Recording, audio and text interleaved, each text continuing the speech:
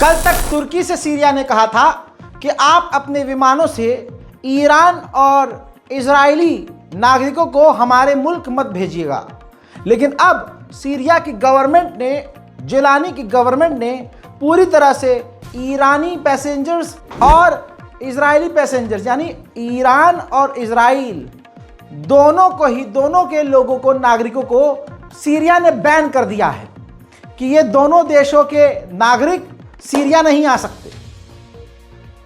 दोनों को एक ही तराजू में सीरिया की इस नई सरकार ने तौल दिया है।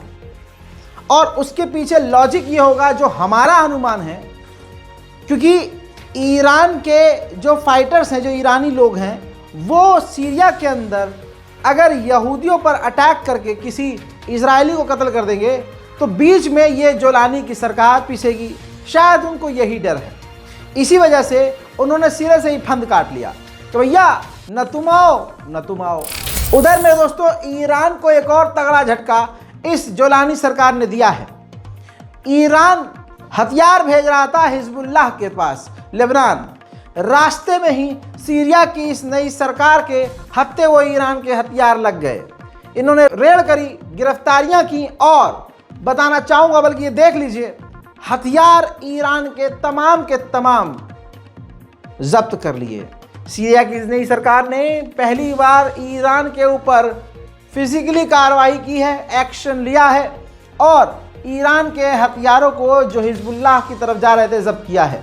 इस काम से जाहिर सी बात है इजराइल और अमेरिका खुश है। वहीं मेरे दोस्तों, अब यूरोपीय यूनियन भी बिल्कुल, क्योंकि अमेरिका इजराइल ने सीरिया को कबूल किया है और ये अमेरिका इजराइल के ही हाथों के नीचे पल रहा है। सीरिया की नई सरकार का ये जो नेता है जोलानी, अब ये देखिए, जब अमेरिका इजराइल जिसे कबूल करेंगे उसे कौन छोड़ेगा। यूरोपीय यूनियन की जो डेलीगेशन है वो भी सीरिया पहुंची थी और उन्होंने जोलानी से मुलाकात की है। सिर्फ इतना ही नहीं, तस्वीर देखिए, चौंकाने वाली है। इंटरनेशनल क्रिमिनल कोर्ट के जज ने भी अपनी पूरी टीम के साथ सीरिया के नेता जोलानी से मुलाकात कर ली है। ठीक इसी तरह से सीरिया के अंदर ही अरब लीग के विदेश मंत्री, जी हाँ, पूरी डेलीगेशन के साथ, पूरे लश्कर के साथ सीरिया पहुंचे और उन्होंने भी जोलानी से मुलाकात कर ली है। उधर रजब तैयब एर्दोगान, तुर्की के राष्ट्रपति, ने कहा कि हम चाहते हैं कि सीरिया के अंदर जितने भी आतंकी संगठन हैं, या तो वो हथियार डाल दें या तो वो हमारे हथियारों से मारे जाएं। ऐसे या वैसे ये आतंकी संगठन खत्म हो जाएं। मेरे दोस्तों, 2019 में तुर्की पर अमेरिका ने पाबंदी लगाई थी ये कह के कि ये सीरिया के अंदर सिविलियन के ऊपर हमला कर रहा है, लेकिन अब इस अमेरिकी बाइडेन सरकार ने तुर्की से वो पाबंदी हटा दी है। तो अब सीरिया के अंदर कहीं भी घुसकर तुर्की बड़ा ऑपरेशन, बड़ा हमला कर सकता है। एक्सपर्ट कह रहे हैं कुर्दिश के आगे नरम पड़ सकता है तुर्की, लेकिन कुर्दिश लड़ाकों का ही जो लड़ाकू संगठन है पीकेके, उनको हथियार डालना पड़ेगा। जब वो हथियार डाल देंगे तो उस कुर्द संगठन की शर्तें तुर्की मानने को तैयार भी हो सकता है। पीकेके के नाम पर एक बार फिर से तुर्की ने सीरिया के कुर्द के इलाकों पर हमला किया है।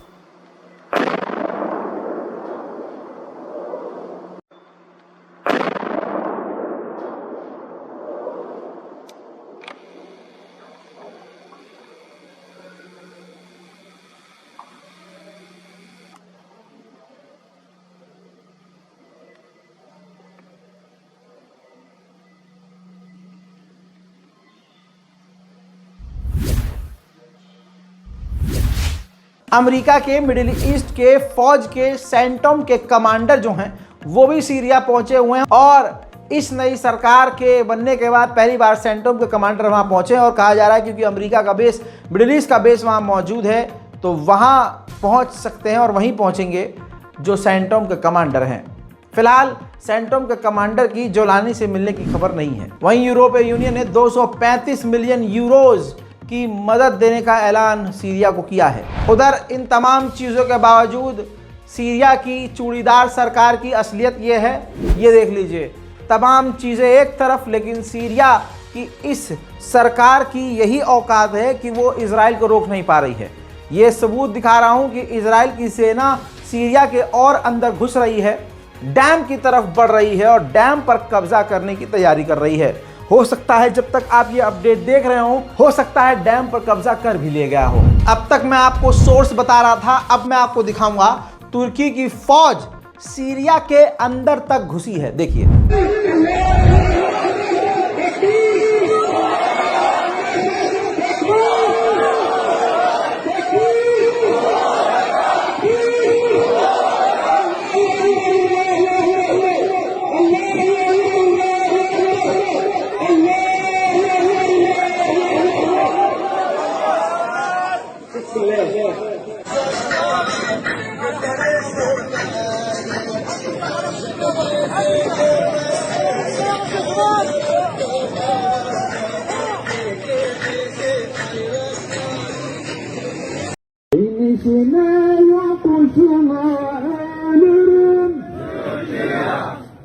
asırlardır kıratıma sularım, Ermeni'nin akışına ölürüm, Türkiye, ölürüm, Türkiye, ölürüm, Türkiye.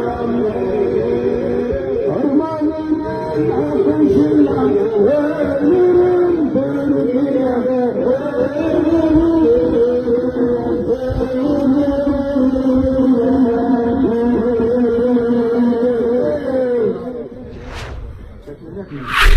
कहा जा रहा है कि डोनाल्ड ट्रंप का रुख जो है बाइडेन की तरह इजराइल के लिए नरम नहीं है। हाल में ही अभी डोनाल्ड ट्रंप ने धमकी दी थी हमास को कि अगर, और वो मैंने कवर भी की थी, कि अगर तुमने कैदियों की अदला बदली नहीं की, हॉस्टेज को रिहा नहीं किया, तो हम मिडिल ईस्ट में आग बरसा देंगे, जहन्नम बना देंगे। अब इजराइल के अखबार द टाइम्स ऑफ इजराइल ने खुलासा किया है कि वो धमकी सिर्फ हमास के लिए नहीं थी, बल्कि वो धमकी इजराइल के लिए भी थी। डायरेक्ट धमकी थी कि अगर इजराइल ने भी हमारी बात नहीं मानी तो मिडिल ईस्ट में जो मैं जहन्नम बनाऊंगा उसमें इजराइल भी शामिल होगा। वहीं खुलासा ये भी हुआ है कि डोनाल्ड ट्रंप ने सीधी बात की थी नेतन्याहू से और बहुत भारी लहजे में कहा था कि कुछ भी करना पड़े, कैसे भी करना पड़े, ये डील करो और इस जंग को बंद करो। दोस्तों, डोनाल्ड ट्रंप मोहम्मद बिन सलमान का बेस्ट फ्रेंड है। अब मोहम्मद बिन सलमान दोबारा से अपनी गंदी सोच पर आगे बढ़ने वाला है। खबर यह आ रही है, जो कि रिपोर्ट में मैं अपने मन से नहीं कह रहा हूं, कि मोहम्मद बिन सलमान एक बार फिर से इजराइल के साथ नॉर्मलाइजेशन के लिए सोच रहे हैं, क्योंकि अब डोनाल्ड ट्रंप आ गया है और डोनाल्ड ट्रंप का इरादा यही है कि इजराइल और सऊदी अरब की डील करवा दी जाए, नॉर्मलाइजेशन करवा दिया जाए। हजरात, वहीं खुशखबरी की बात यह है कि डोनाल्ड ट्रंप का प्रेशर और दुनिया का प्रेशर काम आया और अब इजराइल की सेना गाजा के कई इलाकों से पीछे हटती हुई रिकॉर्ड हो रही है। देखिए,